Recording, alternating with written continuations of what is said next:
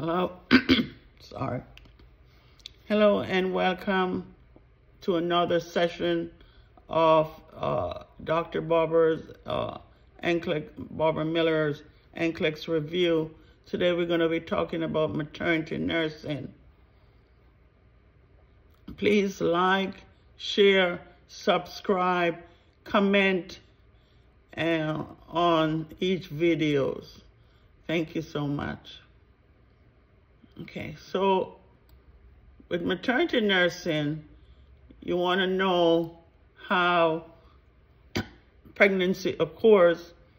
Pregnancy occurs in the outer third or the distal third of the fallopian tube, where the sperm and the eggs unite.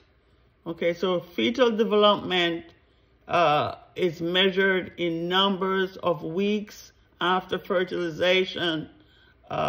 Pregnancy duration is 40 weeks from the time of fertilization, 9 calendar months, 266 to 280 calendar days.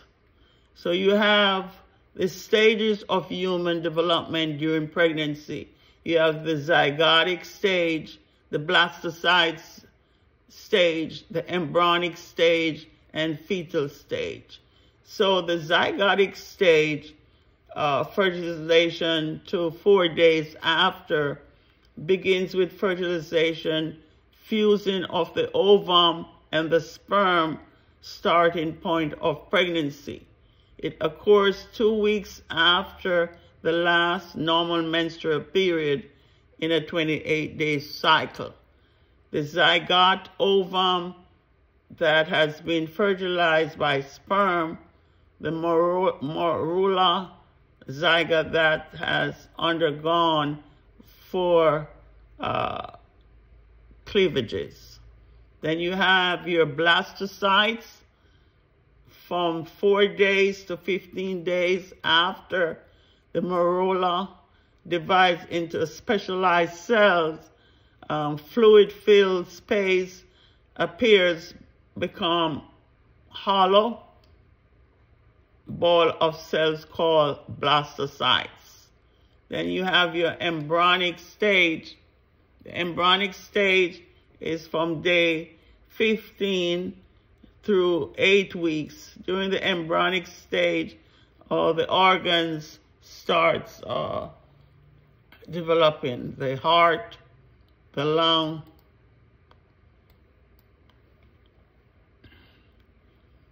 okay? So teratogene, like drugs or chemical or infection that causes abnormal fetal development, if, say, the mom is on some type of drug. It could be a prescribed drug, such as a Coumadin, could cause problem for the fetus, okay? Because during the embryonic stage, the organ starts developing. Then you have your fetal stage, which goes from the end of week 8 through birth. There are terminologies that that you should get familiarized with, okay, such as gravida. What is gravida?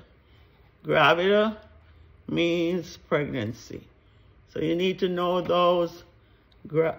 Gravidity means the number of pregnancies.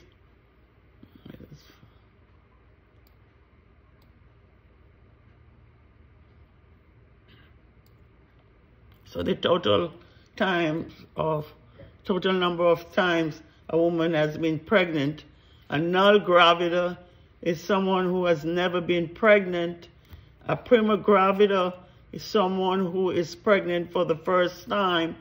A multigravida is someone who is pregnant more than twice. Okay? So you got to know those. Also, you need to know what is a para, P-A-R-A. That's the number of times a woman has giving birth to a fetus of at least 20 weeks of gestation.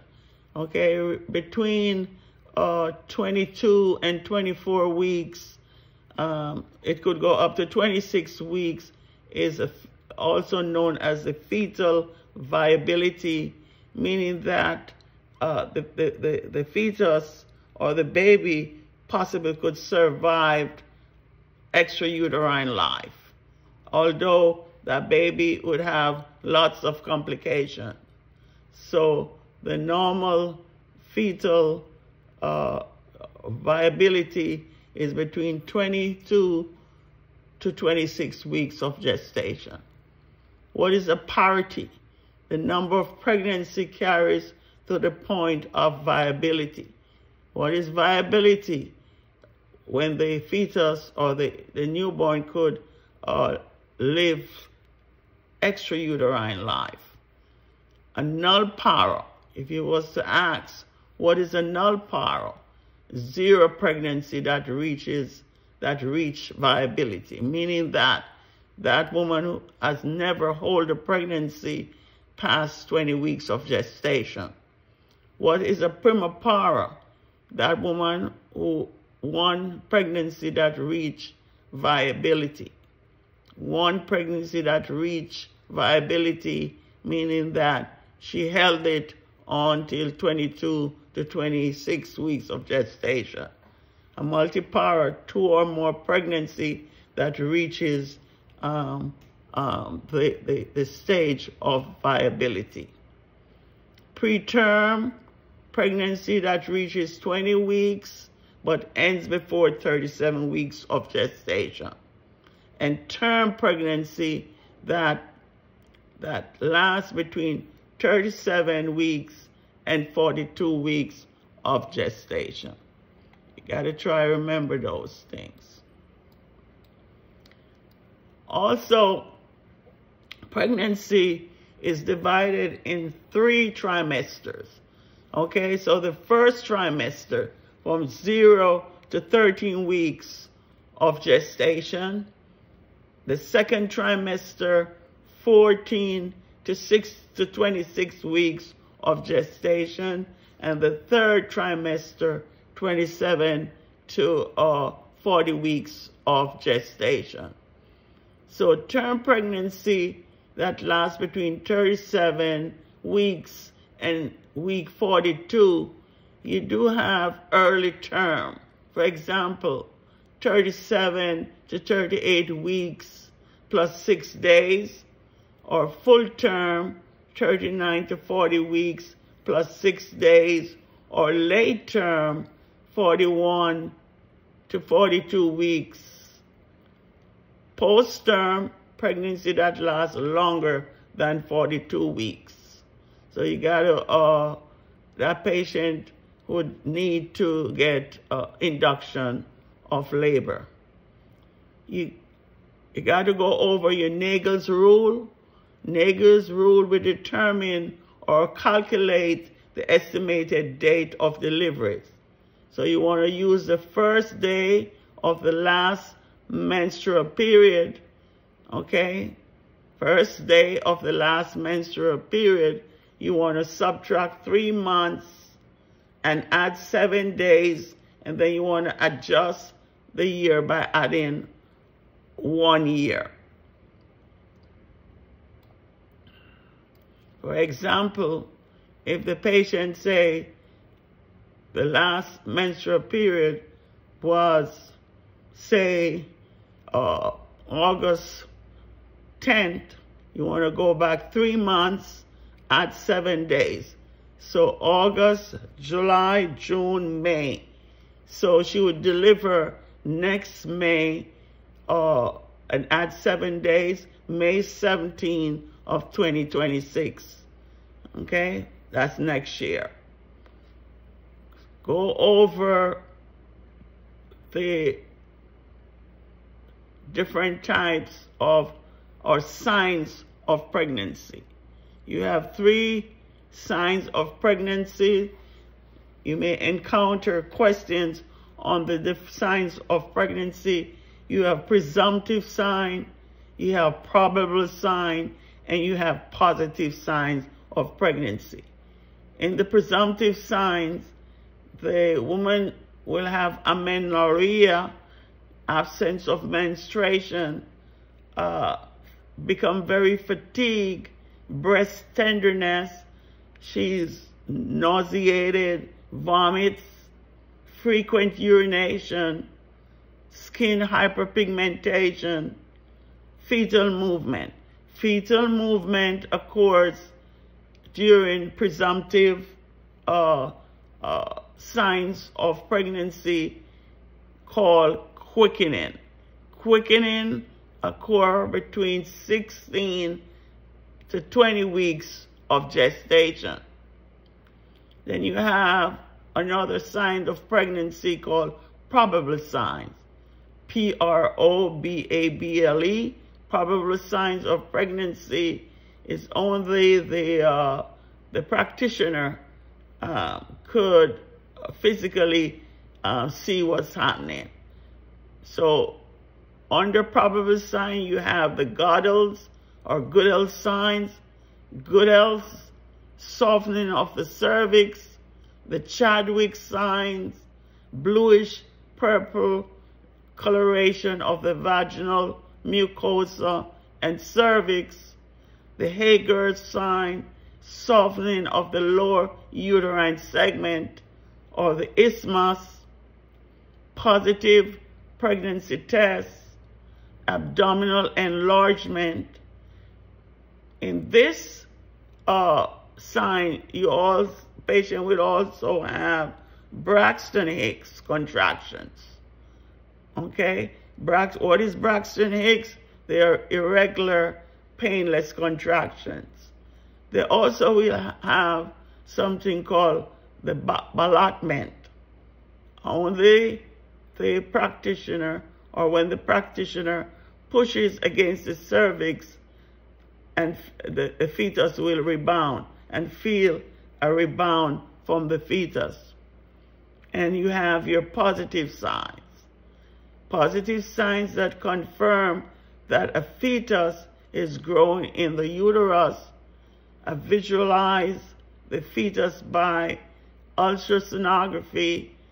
Also, you want to palpate for fetal movement and heard a fetal heart rate.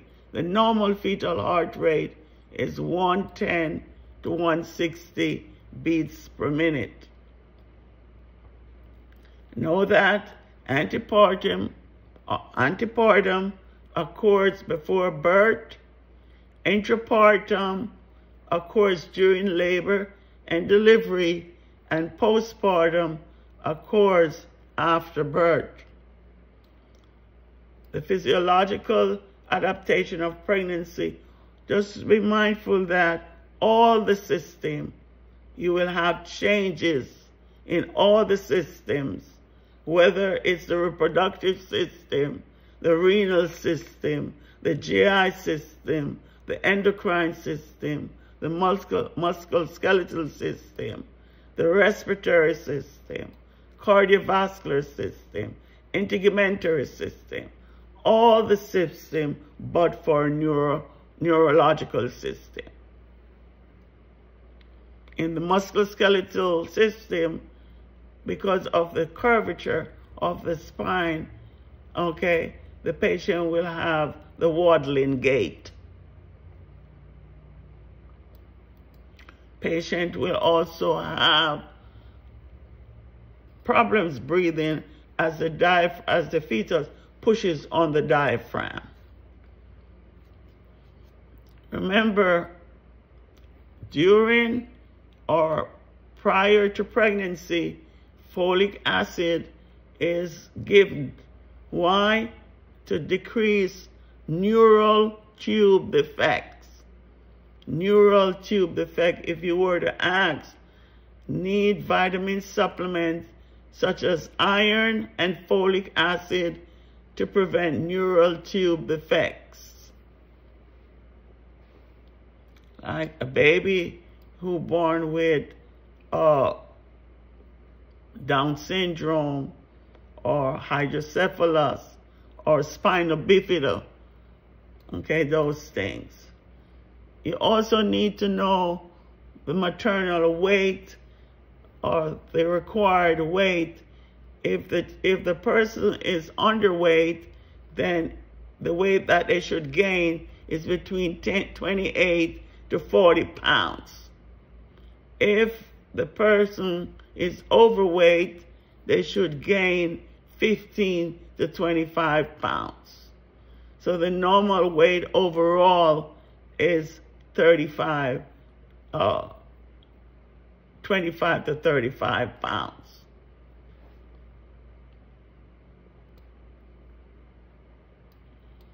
Know that prenatal visit is paramount.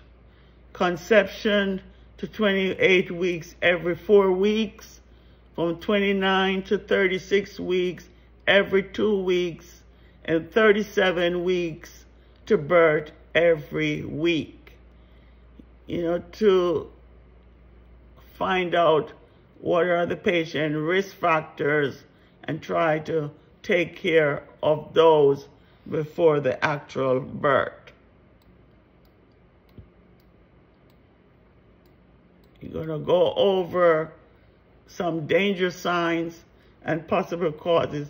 For example, in the first trimester, spotting or bleeding, known as miscarriage, painful urination, it could be an infection, persistent vomiting, something called hyperemesis gravidarum.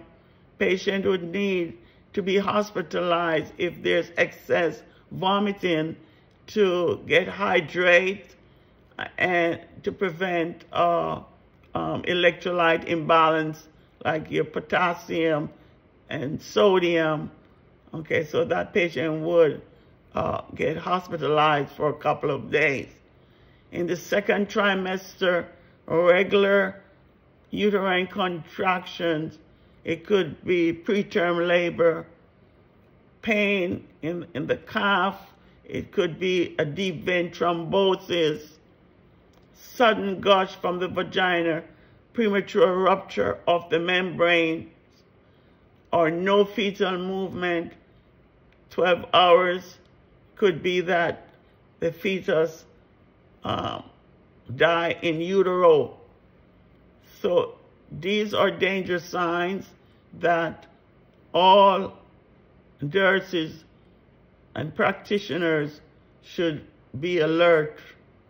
The third trimester, sudden weight gain, periorbital or facial edema, severe upper abdominal pain, headache, visual changes, decreased fetal movement greater than 24 hours.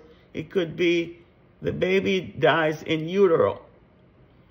So severe upper abdominal pain, headaches, visual changes, could be gestational hypertension or preeclampsia.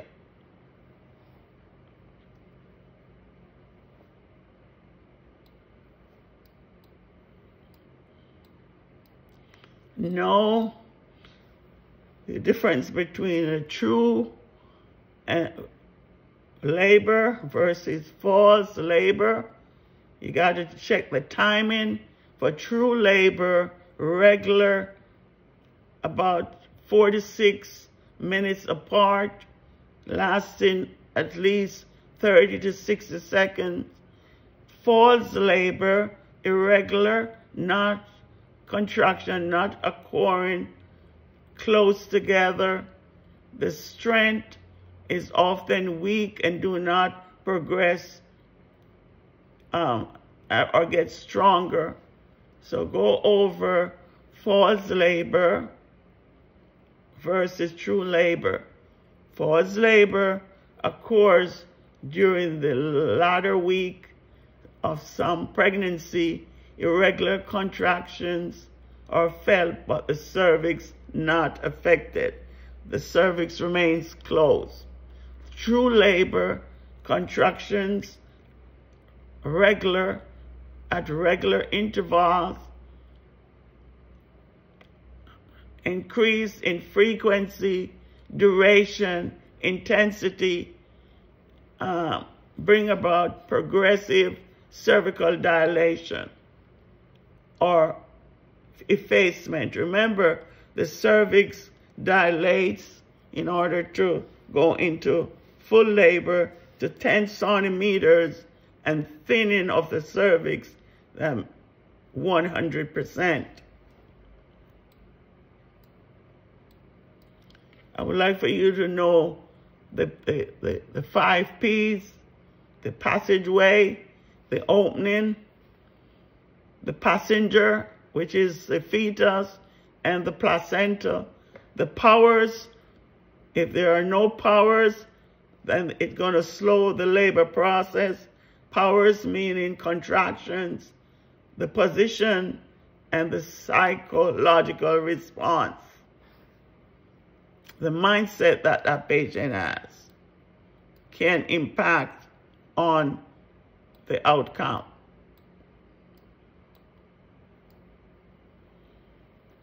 Also, go over the fetal presentation. The first body part enter the pelvis. Okay, you have 3 types. You have cephalic or vertex presentation, meaning that the head is coming first. Then you have breech. Breech, it could be footling breech, it could be buttocks coming first, and that would require a start cesarean section. Shoulder, okay, 2% term birth, cesarean birth often necessary. So 3 types of presentation. And what are you looking for? You're looking for cephalic, means vertex or the head coming first, okay? 95% term birth comes with the cephalic or the vertex, and breech would require a cesarean birth or the shoulder presentation. Position, if you were to ask, the best position would be left occiput anterior, okay? That's the most favorable position for vaginal birth, then right occiput anterior. Okay, so LOA will show where the presenting part is tilted towards the left or right side of the maternal pelvis. And that would be the best position for the mom. Know the Leopold maneuvers. What is that? It's a method to determine the presentation, position, and the lie of the fetus via inspection and palpation of the maternal abdomen. So go over your fetal position. What's that? The relationship to the maternal pelvis.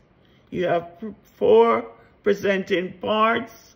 You have occipital bone, which is the vertex, the chin or the mentum, which is the face, the buttocks or the sacrum, which is breech delivery, and the scapula or the acromion process, which are the shoulders.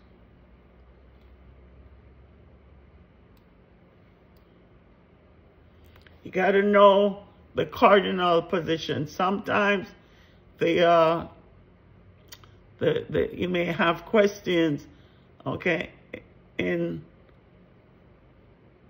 where you must place these cardinal position as a priority. So the first one is an engagement. The fetus is engaged.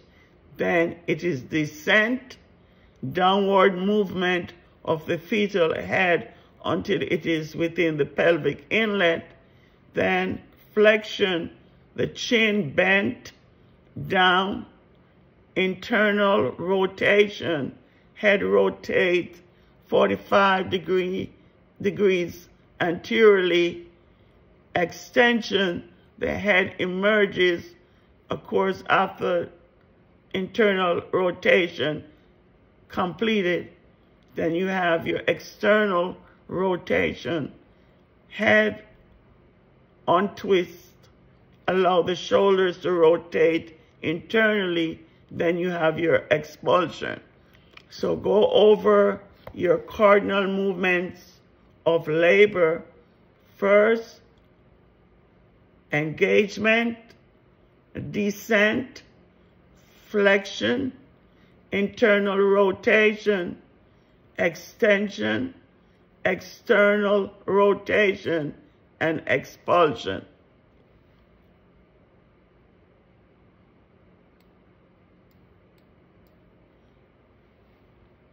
Go over the contractions. You want to assess the frequency, the duration, and the intensity of the contractions. Contractions in early labor comes 5 to 7 minutes. It lasts 30 seconds, and it has a mild intensity. And in contrast, contraction later on, every 2 to 3 minutes apart, which lasts 60 seconds, moderate to high intensity. So the increment means build up of the contractions. The acme is the peak of the contractions, and then the decrement is the descent of the contractions.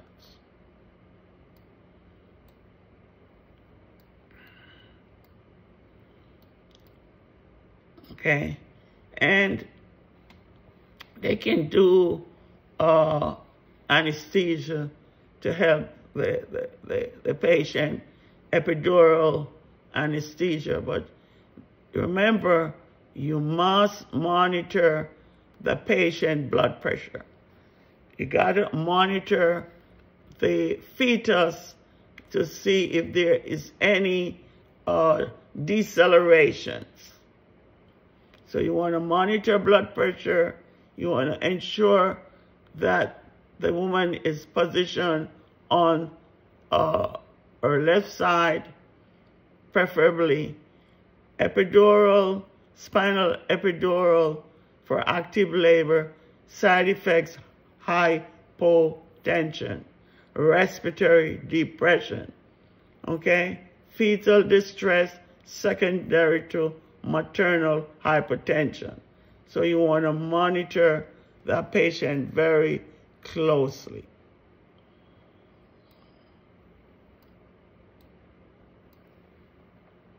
Let's go over the different types of the different types of decelerations. You have early decels.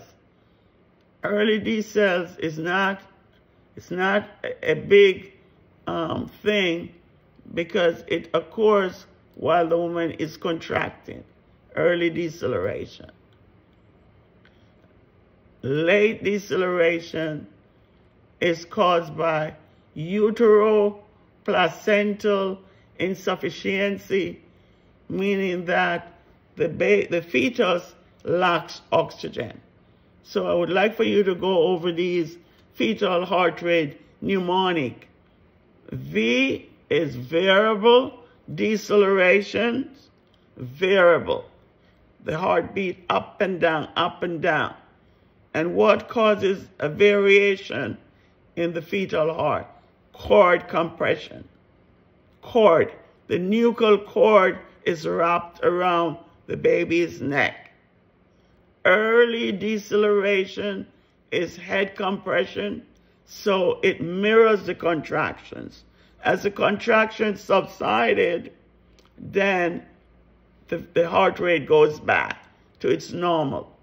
Acceleration is okay.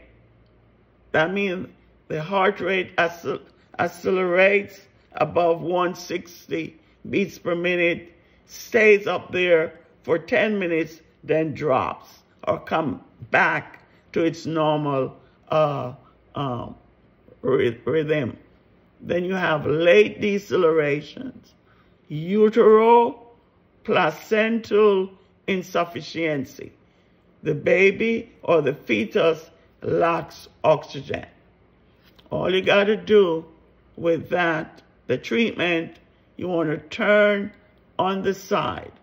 If the side is not working, you want to place her in a Trendelenburg position. Turn up the IV. If she's getting Pitocin to induce contractions, you want to turn that off. With both variable deceleration and late deceleration. Those are ominous signs that could cause major complications for that baby. Let's talk about the 4 stages of labor and the 3 phases of labor. So the 4th stage stages of labor, the longest is that of stage 1. It varies. It could last up to 20 hours before being considered prolonged. Stage 1. It varies with primogravida and multigravida. You may have 2 starts contracting at both starts contracting at the same time. However, the multigravida may go and deliver before the primogravida. So the 1st stage of labor is the longest, and in the 1st stage of labor, you have 3 phases. You have the latent phase, the active phase, and the transition phase. So the latent phase is 0 to 3 centimeter dilated. The active phase, 4 to 7 centimeter dilated. And the transition phase, 8 to 10 centimeters dilated. The 2nd stage of labor is the expulsion phase, okay, where the woman is going to give birth in the 2nd stage of labor. And in the 2nd stage of labor, they could do an episiotomy. Remember, they have a midline and also right or left mediolateral episiotomy. Midline is less painful. Right or left mediolateral epis, it takes longer to heal and it's more painful.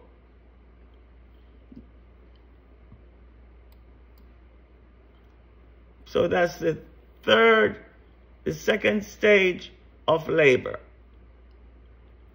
And that is the stage of expulsion of the baby. The 3rd stage of labor is the placental. Okay? The placenta, it takes 5 to 30 minutes for expulsion.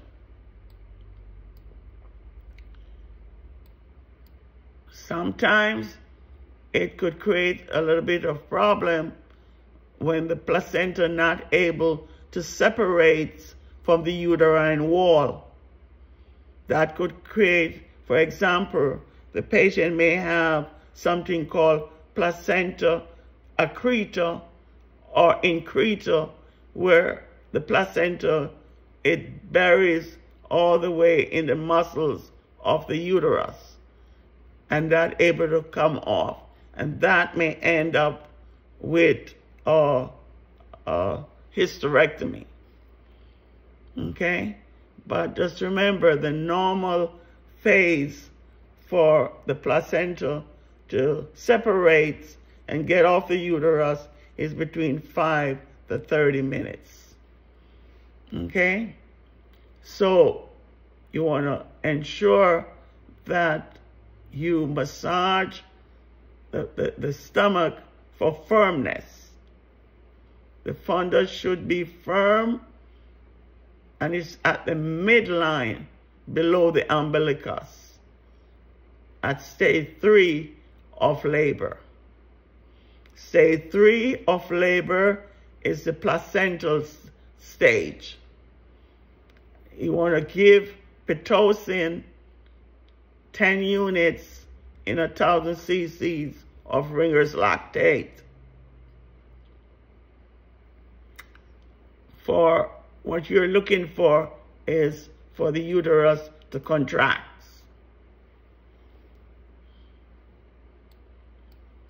And the 4th stage begins with the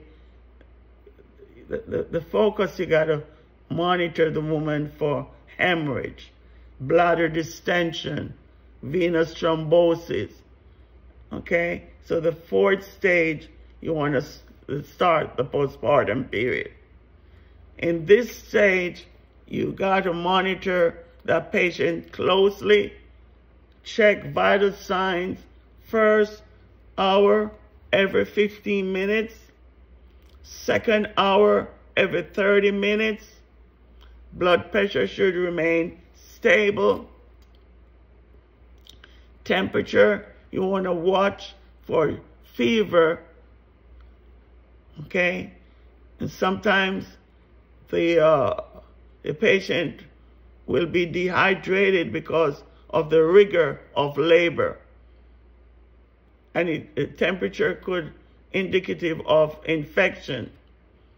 You want to assess the fundus every 15 minutes for the height, the position, and the firmness necessary to prevent excessive bleeding. If not firm, you want to massage for firmness. You want to palpate the bladder for fullness, okay? And encourage the patient to void, because sometimes the patient is afraid to void because of the trauma down there from episiotomy and pushing out the baby. You want to assess the vaginal and peripheral and perineal area. You want to apply ice. You want to assess for pain. You want to assess vaginal discharge, the lochia. You have the first lochia is called lochia rubra, from 0 to 3 days. Then you have lochia serosa from 3 to 10 days. And then you have lochia alba from 10 days up to 6 weeks. So 3 types of lochia: lochia rubra, lochia serosa, and lochia alba.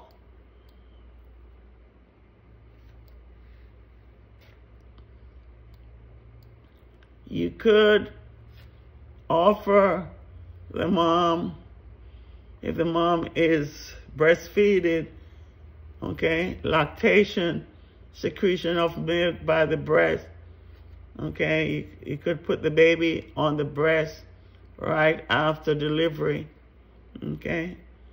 You know, for the first day is going to be colostrum. Colostrum contains protein and carbohydrate, but no milk fat. Okay? You also want to do the skin-to-skin contact the first hour after birth, also known as the kangaroo care.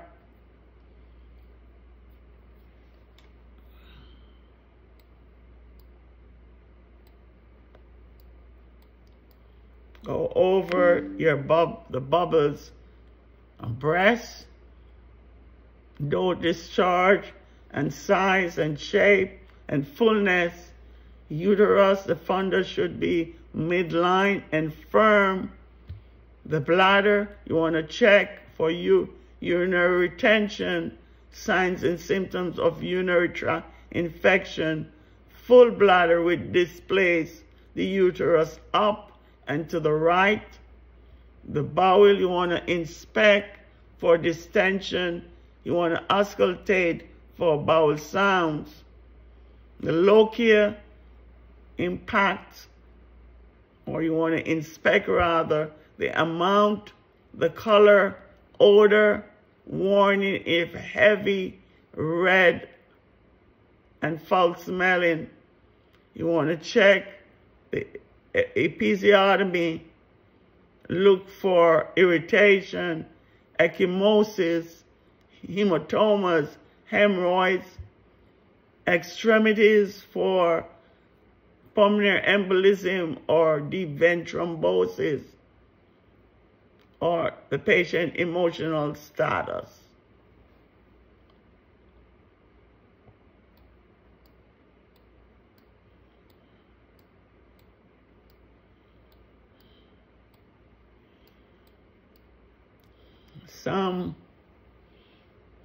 Some early bleeding first half of the pregnancy. Let's go back there. I would like for you to go over. You may have questions on placenta previa versus placenta abruptio. Remember, placenta previa is when the placenta lies low, and sometimes it covers the entire cervical os. If it's partial placenta previa, then you could have a vaginal birth. If it's full, if it covers the entire cervical os, then the patient needs a cesarean birth. So placenta previa is painless vaginal bleeding, which is bright red, okay? And placenta abruptio, they may ask question about board-like abdomen, okay? It is so painful with placenta abruptio. The abdomen is hard like a board, and you will see dark red vaginal bleeding in 80% of the cases. Okay? Constant pain is a medical emergency. So placenta previa, painless, bright red vaginal bleeding, and placenta abruptio is painful, dark red vaginal bleeding.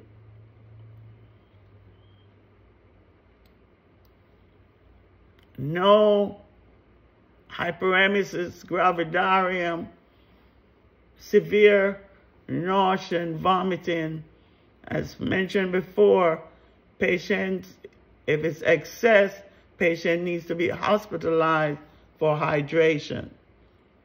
Let's talk a bit about gestational hypertension, non-proteinuric hypertension of pregnancy, where the blood pressure goes from 140, goes 140/90 after the 20 weeks gestation and ends up by 12 weeks postpartum. Preeclampsia can be a life-threatening situation for both mom and baby, okay? The new onset hypertension with proteinuria or maternal organ dysfunction. So what are the signs and symptoms of preeclampsia? Proteinuria, rise in blood pressure, epigastric pain, headaches, visual disturbances, blur vision, hyperactive deep vein or deep thrombus, decreased urine output, can be very dangerous this time. The only remedy for preeclampsia is to deliver the baby. So preeclampsia could go into eclampsia. So HELLP syndrome, okay, what is that? Hemolysis of the red blood cells, elevated liver enzymes, and low platelets. That patient could go into DIC, disseminated intravascular coagulation. Patient could start bleeding. Eclampsia is the onset of seizure activity, facial twitching, muscle rigidity, coma. You want to place that patient on the left side, padded arrays, clear airway. You want to administer oxygen. You want to ensure that the suction equipment are working properly. You want to monitor fetal heart rate closely, and patient should be getting magnesium sulfate to prevent seizures. Have the mag sulfate antidote, which is calcium glutamate, at the bedside. Gestational diabetes, deficiency of a resistance to insulin, glucose level rise, hyperglycemia. Treatment is to control blood glucose with insulin, nutrition, exercise, or oral diabetic medications. Let's talk about blood incompatibility, blood type, or Rh factor. ABO incompatibility, when the mother with a type O and fetus with type A, B, or AB, antigen A and antigen B may cross placenta and hemolyze the fetal red blood cells. Prenatal treatment not warranted. Or you may have a Rh incompatibility where the mom is Rh negative and carrying a Rh positive fetus. They need to give RhoGAM. RhoGAM is a hormone that prevents isoimmunization, mixing of the maternal blood and the fetus blood, which could complicate future pregnancy, because the mom would have a buildup of antibodies. It would not affect the present pregnancy, but future pregnancies. Let's talk about polyhydramnios. Polyhydramnios, also known as hydramnios, is excess amount of amniotic fluids, and you will normally see that in diabetic mom, because they will end up with macrosomic babies, babies that more than 8 pounds to 13 pounds, or oligohydramnios, meaning that too little of amniotic fluids, less than 500 milliliters, between 32 and 36 weeks. Okay? Sometimes the the, they would transfuse the woman, give more fluids, treatment, frequent monitoring, no treatment if fetus is okay, but oliglohydramnios also place the woman at risk to have a fetus or renal agenesis, meaning that the baby may be born with no kidneys or just one kidney. So renal agenesis.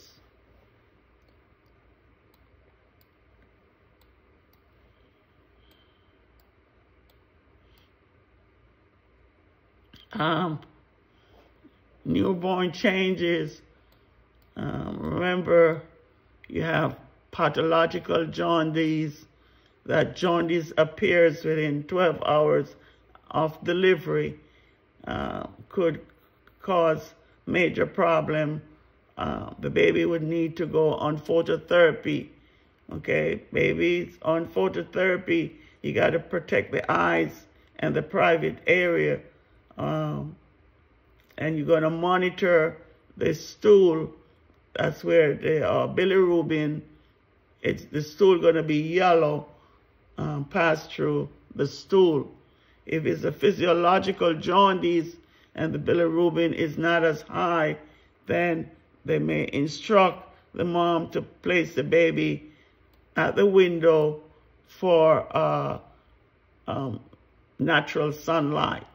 So pathological jaundice, that's the jaundice that could cause destruction of the red blood cells. And in contrast, physiological jaundice, also known as the three days jaundice, only if the bilirubin is too high, then they will place that baby on phototherapy. Let's talk a bit about the Apgar score. Apgar score is done at 1 minute after birth and 5 minutes after birth. You want to look at the appearance, the color. Is the baby cyanotic, bluish? Is the baby color nice and pink? Okay, if so, you want to give a 2. If the color, the part of the body is pink and the lower and upper extremities blue, that's not a big problem. That is known as acrocyanosis. You want to look at the pulse. Is the pulse above 100? If it's above 100, you're going to give a 2. If it's below 100, you're going to give a 1. If it's no pulse, you're going to give us a 0. You want to look at the grimace and the baby's reflexes. Are the reflexes strong? If it's just mediocre, okay, or flaccid, then you're going to give a 0. If it's strong reflex, you're going to give a 2. You're going to look at the activity, the muscle tone, the respiration. So the normal Apgar at 1 minute should be 7, okay? 7 to 10. Some books say 7 to 9 is acceptable.